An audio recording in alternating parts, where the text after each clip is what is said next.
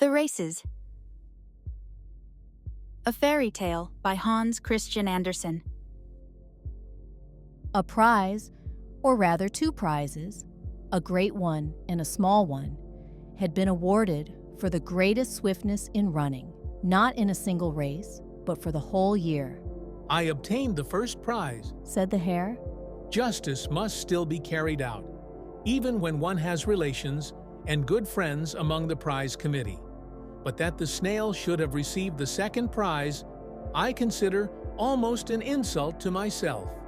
No, said the fence rail, who had been a witness at the distribution of prizes. There should be some consideration for industry and perseverance. I've heard many respectable people say so, and I can quite understand it. The snail certainly took half a year to get over the threshold of the door, but he injured himself and broke his collarbone by the haste he made. He gave himself up entirely to the race and ran with his house on his back, which was all, of course, very praiseworthy, and therefore he obtained the second prize. I think I ought to have had some consideration too, said the swallow.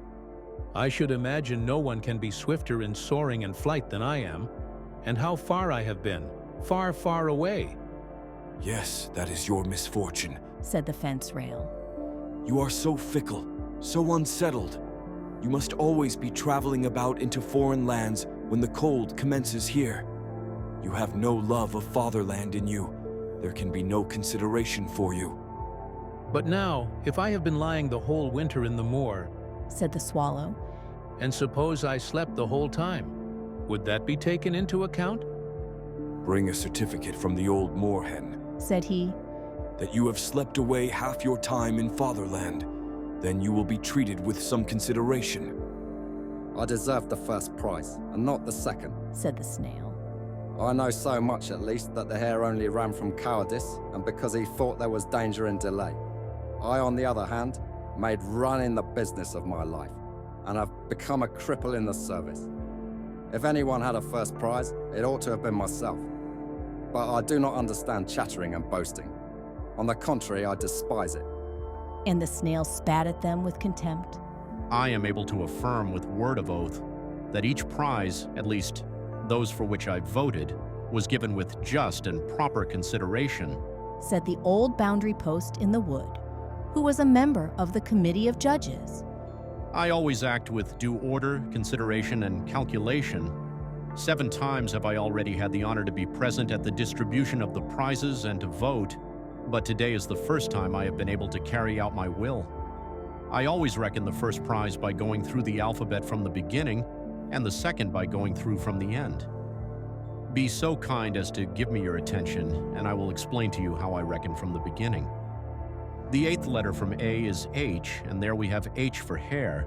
Therefore, I awarded to the hare the first prize. The 8th letter from the end of the alphabet is S, and therefore the snail received the second prize. Next year, the letter I will have its turn for the first prize, and the letter R for the second. I should really have voted for myself, said the mule, if I had not been one of the judges on the committee. Not only the rapidity with which advance is made, but every other quality should have due consideration, as, for instance, how much weight a candidate is able to draw. But I have not brought this quality forward now, nor the sagacity of the hare in his flight, nor the cunning with which he suddenly springs aside and doubles, to lead people on a false track, thinking he has concealed himself. No. There is something else on which more stress should be laid, and which ought not be left unnoticed. I mean that which mankind call the beautiful. It is on the beautiful that I particularly fix my eyes. I observe the well-grown ears of the hare. It is a pleasure to me to observe how long they are. It seemed as if I saw myself again in the days of my childhood, and so I voted for the hare. Buzz, said the fly. There, I'm not going to make a long speech, but I wish to say something about hares. I have really overtaken more than one hare when I have been seated on the engine in front of a railway train. I often do so. One can then so easily judge of one's own swiftness. Not long ago, I crushed the hind legs of a young hare. He had been running a long time before the engine. He had no idea that I was traveling there. At last, he had to stop in his career, and the engine ran over his hind legs and crushed them, for I set upon it. I left him lying there and rode on farther. I call that conquering him, but I do not want the prize. It really seems to me, thought the wild rose, though she did not express her opinion aloud. It is not in her nature to do so, though it would have been quite as well if she had. It certainly seems to me that the sunbeam ought to have had the honor of receiving the first prize. The sunbeam flies in a few minutes along the immeasurable path from the sun to us. It arrives in such strength that all nature awakes to loveliness and beauty. We roses blush and exhale fragrance in its presence. Our worshipful judges don't appear to have noticed this at all. Were I the sunbeam, I would give each one of them a sunstroke. But that would only make them mad, and they are mad enough already. I only hope, continued the rose, that peace may reign in the wood. It is glorious to bloom, to be fragrant, and to live in story and in song. The sunbeam will outlive us all. What is the first prize? Asked the earthworm, who had overslept the time and only now came up.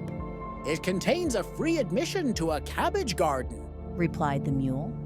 I propose that as one of the prizes. The hare most decidedly must have it, and I, as an active and thoughtful member of the committee, took a special care that the prize should be one of advantage to him.